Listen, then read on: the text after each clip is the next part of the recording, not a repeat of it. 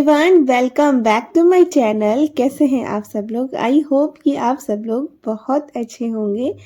तो जी आज के ब्लॉग की शुरुआत हो रही है करीब ऐसे 8:30 बज गया था, तो उसके बाद से ही शुरू कर रही हूँ। तो आशी तो चली गई थी स्कूल, बट ये कि अभी ये आशी को छोड़ के आए थे तो इनको भी जाना था ऑफिस। तो इनके लिए फिर मैंने ना अभी आए थे तो गरम गरम पराठे सेक दिए हैं और मटर आलू की सब्जी बनाई थी सुबह आशी के लंच बॉक्स के लिए। तो वो ही है। और अभी देखिए पूरे घर की हालत, वो तो खा के चले गए थे, उसके बाद मैं अभी आपको दिखा रही हूँ। अभी इस कमरे में कपड़े पड़े हुए थे, अभी किचन भी पूरा क्लीन करना है, बर्तन वर्तन पड़े हुए हैं, ड्राइंग रूम में भी इधर कपड़े पड़े हुए हैं। और उसके बाद अभी ये सब गद्दा अद्दा भी हटाना है यहाँ से। और उसके बाद अभी देखिए ईशी तो उठ गई हैं आज और ईशी सुन रही हैं पोयम। और इधर कमरे में भी पूरा ऐसे ही कंबल वगैरह सारा कुछ पड़ा हुआ है। तो फटाफट से लग जाते हैं सुबह के काम में। और क्या होता है ना, आज कल का जो टाइम है ना, सुबह का पता ही नहीं चलता है। मतलब बहुत जल्दी ही, मतलब ऐसा लगता है ना टाइम निकल जा रहा है। और मतलब सुबह काम करके ना जैसे ही हटो ऐसा लगता है कि 11-12 बज गया, बस अभी बस पूरा दिन निकल गया और कुछ समझ में भी नहीं आता है। इतना छोटा मतलब दिन होने लगे हैं ना, तो बिल्कुल पता ही नहीं चलता है काम का। तो सबसे पहले शुरुआत जो है आज कर रही हूँ, मतलब अभी कर रही हूँ किचन से। तो किचन का जो है ना, सबसे पहले मैं क्लीनिंग इसलिए करती हूँ क्योंकि ना ये किचन जब क्लीन रहता है ना तो ऐसा लगता है कि हाँ मतलब आधी सफाई हो गई है। वरना क्या होता है ना, अगर किचन जो है ना पड़ा रहता है ना ऐसे ही बात तक अगर छोड़ दोगे किचन चलो बाद में कर लेंगे, तो क्या होता है ऐसा लगता है कि कोई सफाई ही नहीं हुई है। और मतलब अजीब लगता है, पता नहीं मेरे साथ ही ऐसा है क्योंकि मुझे ना सबसे पहले तो किचन क्लीन करने में सही लगता है क्योंकि किचन क्लीन कर दो, उसके बाद जो है बाकी तो अपने मतलब जो रूम वगैरह है, ड्राइंग रूम है, वो सारा कुछ क्लीन करते रहो। तो अभी बस जल्दी से मैंने गैस को क्लीन कर दिया है और स्लैब भी क्लीन कर ली है अच्छे से। और सारा कुछ क्लीन करने के बाद फिर मैंने ना ऊपर सारी वॉल और सब कुछ क्लीन करके, और किचन को क्लीन करने में ना लगता भी आधा घंटा है। मतलब टाइम लगता है उसको क्लीन करने में क्योंकि मेरा डेली का ही है कि मैं पूरी सामने वाली वॉल, फिर ऊपर भी जो अलमीरा बनी है उनको भी पोंछना, साथ के साथ सारा काम जो है ना पूरा किचन में करती हूँ डेली। अगर एक दिन भी छोड़ देती हूँ ना तो फिर वो ऑयल के निशान से पड़ जाते हैं ना, तो अच्छे नहीं लगते। तो फटाफट से जो है मैंने किचन को क्लीन कर दिया। अब बस बर्तन भी धुल जाएंगे फटाफट से, उसके बाद जो है कर लूँगी आगे की क्लीनिंग।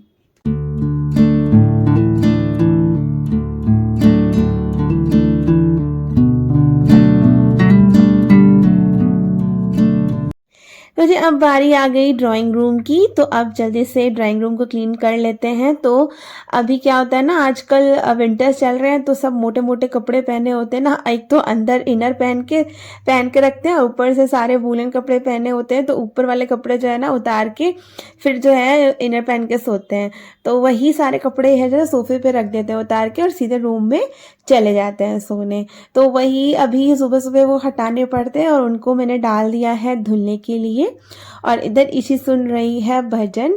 तो सुबह सुबह क्या होता है ना, कुछ भजन चला लो या तो अपने पसंद का कोई गाने चला लो, और वो चलाते चलाते ना पूरा क्लीनिंग डस्टिंग जो करना है घर में करते रहो ना, तो मतलब अच्छा लगता है। पता नहीं चलता कि हाँ इतना ज़्यादा काम है, और आराम से गाना या भजन सुनते सुनते ना काम भी हो जाता है। तो और वैसे ना इसी जो है कभी कभी जिद करती है पोयम चलाने की, पर मैंने उसको बोला है कि सुबह सुबह ना भजन सुनते हैं, तो अभी मतलब उसके बाद ही पोयम वगैरह देखते हैं। तो फिर वो मान जाती है, तो वो भी जो है ना सुबह सुबह भजन चला दो तो ना सुनती रहती है बैठ के। तो बस अभी मैं ना इधर सोफे की क्लीनिंग कर रही हूँ फटाफट से। ये जो है ना कवर है सोफे के, इनको मैंने झाड़ के दोबारा से अच्छे से बिछा दिया है। तो अभी क्या है ना, गद्दा जो ज़मीन में बिछा रहता है ना, इसको मैं सोफे पे रख दूंगी और फिर उसके बाद जो है झाड़ू पोछा करने के बाद फिर इसे गद्दा जो है ना वापस ज़मीन में बिछा दूंगी। तो इसी तरह से करना पड़ता है क्योंकि ले जाके अंदर कमरे में बेड पे रखो, फिर उसको ला के वापस रखो गद्दा, तो मतलब कमरे में नहीं रखती मैं, इधर ही सोफे पे ही रख देती हूँ। और जैसे ही झाड़ू पोछा हुआ फटाफट से ना उसको भी बिछा देती हूँ। तो इधर मैंने सोफे की पूरी डस्टिंग मतलब कवर जो है ना झाड़ के अच्छे से दोबारा से बिछा दिया और आशी मतलब ईशी को भी ना वापस वहीं बैठा दिया है। तो वो अभी फ़िलहाल तो भजन सुन रही है, सुनती रहेगी, तो मैं जल्दी से जो है ना अपने काम निपटा ले रही हूँ।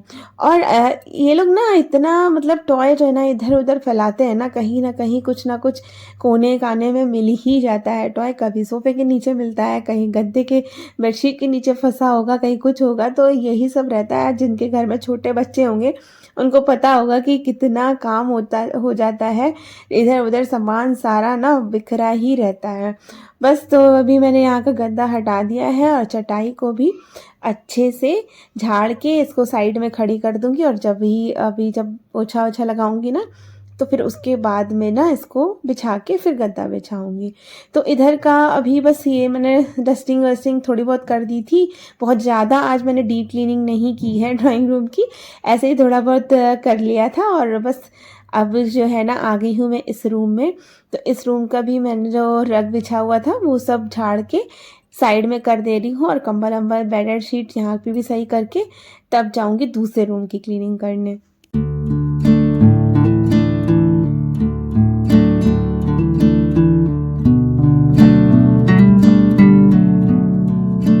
तो जी बस अभी कंबल को जो है ना फ़ोल्ड करके अभी रख दिया है बाहर। तो सबसे पहले ना बेडशीट सही कर लेते हैं। और बेडशीट को जो ना, ये बेडशीट ना मेरी इसलिए इतनी ज़्यादा ख़राब हो जाती है क्योंकि नीचे जो है ना मैंने वाटरप्रूफ वाला इसका कवर बिछा रखा है गद्दे का। तो उसकी वजह से ना उसमें प्लास्टिक लगी है, तो बेडशीट बहुत ज़्यादा खिसकती है। तो जो है ना इसको सही करना पड़ता है, और जो इसका कवर है ना वो भी हिलता रहता है, तो उसको भी सही करना पड़ता है। तो वही मैंने पहले जो है ना कवर को अच्छे से नीचे से चारों तरफ से दबा दिया है, जबकि है वो कवर उसमें इलास्टिक लगी हुई है, फिर भी वो है ना पता नहीं क्यों ना इधर से उधर हो जाता है, क्योंकि आजकल इतना मोटा कंबल जो है ना ओढ़ते हैं ना इस पे, तो इस वजह से ना जाड़ों में थोड़ा सा जल्दी ज़्यादा ही ख़राब हो जाती है इस वजह से। तो अभी बस देखिए फटाफट से बेडशीट जो है ना सही कर दी है, अच्छे से बिछा दिया है। उसके बाद जो है यहाँ पे रख दूँगी कंबल लाके, तो ये कमरा जो है ना हो जाएगा सेट। उसके बाद चलते हैं फिर नेक्स्ट कमरे में। और इस कमरे की हालत तो आप देख ही रहे हैं, सारे बेड पे कपड़े ही कपड़े पड़े हुए हैं। तो कुछ धुलने वाले थे और कुछ ऐसे ही धुले भी रखे हैं, तो उनको भी फ़ोल्ड करना है। तो जो पहले धुलने वाले हैं ना, तो उनको मैं हटा दे रही हूँ और बाहर डाल दे रही हूँ धुलने वाली बास्केट में। तो वहाँ पे अभी सारे इकट्ठा हो जाएँगे, तो फिर जब बाद में कपड़े धुल लूँगी ना, तो साथ में धुल जाएँगे। और बाकी अभी बस अभी आजकल विंटर्स के चक्कर में ना कपड़े इतने होते हैं कि क्या बताएँ, मतलब अगर जैकेट पहने हैं तो जैकेट उतार के इधर कहीं उधर पड़ी है, कहीं इधर, तो यही सब ना आजकल कपड़ों का ना बहुत ज़्यादा वो हो जाता है विंटर्स में। तो वही अभी जल्दी से ना इन कपड़ों को भी फ़ोल्ड कर देते हैं। तो ये सारे कपड़े फ़ोल्ड करने वाले ही हैं, फ़ोल्ड करके रख दूँगी अलमीरा में। उसके बाद जो है इधर का भी बेड जो है ना क्लीन कर दूँगी फटाफट, और तो ये वाला कमरा भी जो है ना हो जाएगा क्लीन।